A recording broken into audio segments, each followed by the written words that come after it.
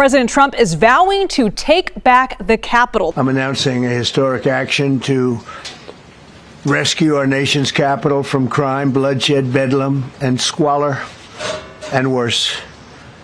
This is Liberation Day in D.C., and we're going to take our capital back. I'm deploying the National Guard to help reestablish law, order, and public safety in Washington, D.C., and they're going to be allowed to do their job properly. In Washington, D.C., homicides are down 32%, robberies are down 39%, armed carjackings are down 53%, assaults with a dangerous weapon are down 27%.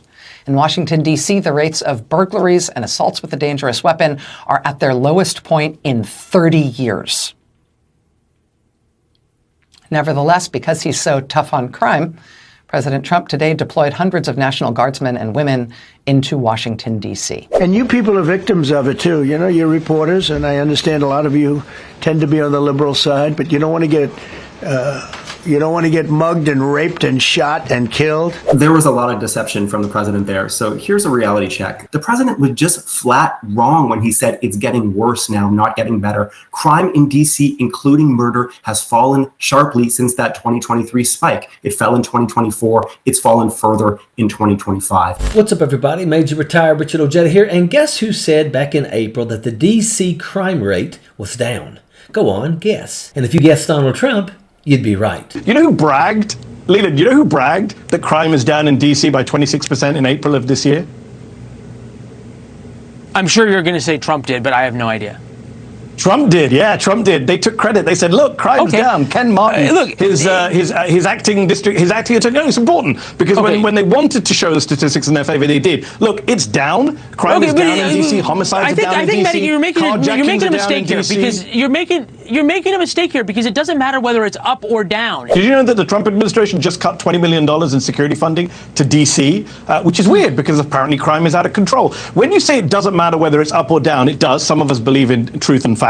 When you say, crime should be stopped, of course crime should be stopped, but this is not the solution. Are you planning, or is Trump planning to send the National Guard to every city? Is he going to send it to Aurora, Colorado, which has a Republican mayor and a higher crime rate, violent crime rate than D.C.? So why is he suddenly invading another city, this time Washington, D.C.?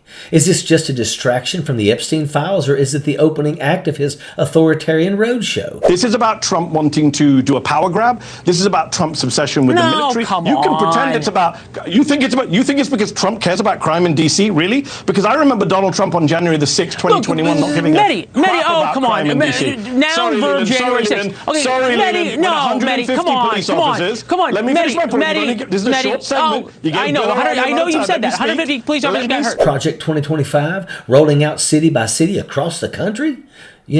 He's already been hinting at New York, Denver, Chicago, all Democratic-run cities, under the banner of law and order and keeping people safe.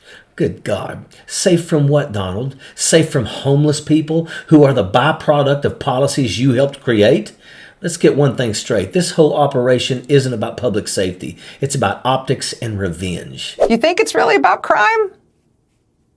You think it's really about being tough on crime? Do you want to maybe track down the axe and machete triple murderer Trump just released to the streets of Orlando to go ask him if he thinks it's about being tough on crime?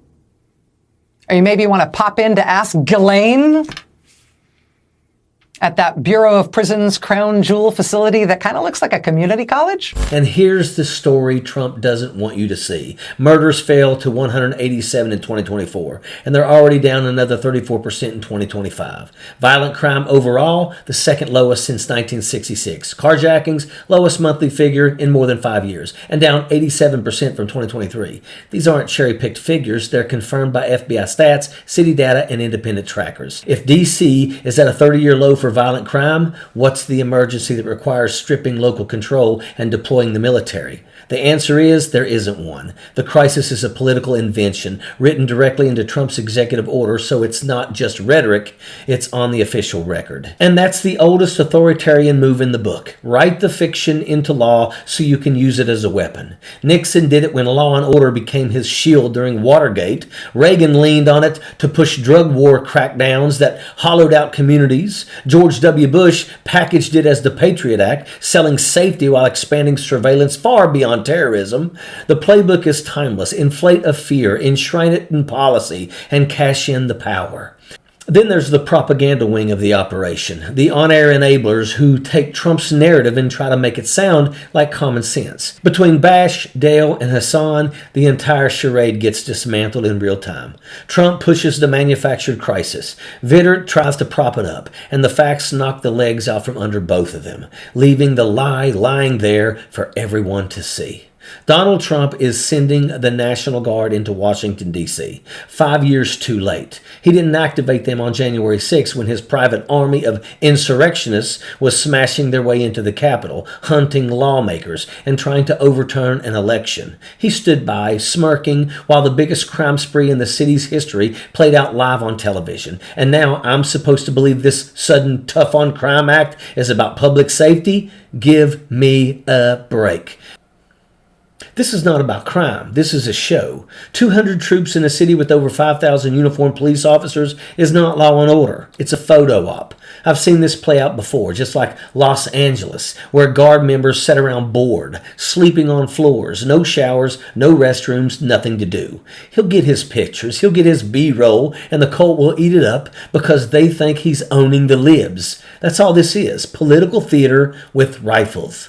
If Donald Trump actually cared about keeping people safe, he'd be looking south right now, to Atlanta. A lunatic just pumped more than 180 rounds into the headquarters of the Centers for Disease Control. One police officer killed, more than 150 windows blown out, bullets punching holes in a federal facility. You know what Trump's hand-picked health secretary, RFK Jr., was doing the next day? Posting fishing trip glamour shots. Didn't even bother with the statement until the backlash hit. And when it came, it was half-assed and hollow. If that's law and order, then I'm the king of England.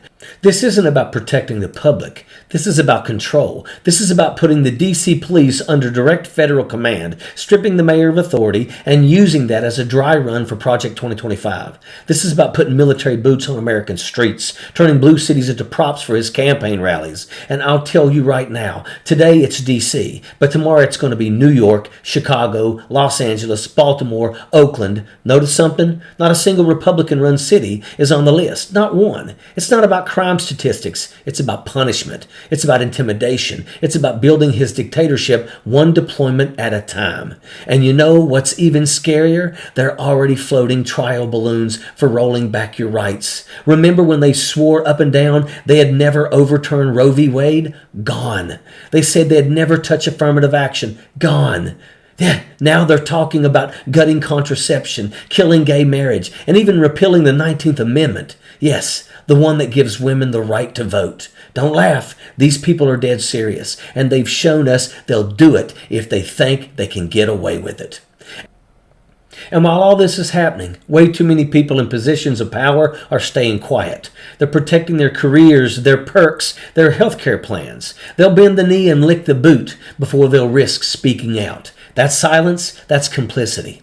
You stay quiet right now, you're saying you're fine with whatever Trump does. You're fine with the lies. You're fine with the chaos. You're fine with the authoritarian power grabs. Maybe it's not about crime at all. Maybe it's about the rush he gets from using U.S. military force against American civilians on American soil. Maybe it's about finding any excuse to do it, anywhere, as often as possible. That's what I see. And once you see it, you can't unsee it. So let me take you right back to the most important point in this whole mess. Guess who said in April 2025 that crime in D.C. was down 26%? Guess who bragged about it? Donald freaking Trump. And now he's standing there looking into cameras pretending the city is a war zone. They know they're lying. They just think you're too distracted, too tired, or too scared to call them out. Don't give them the satisfaction. Sappers clear the way, airborne all the way.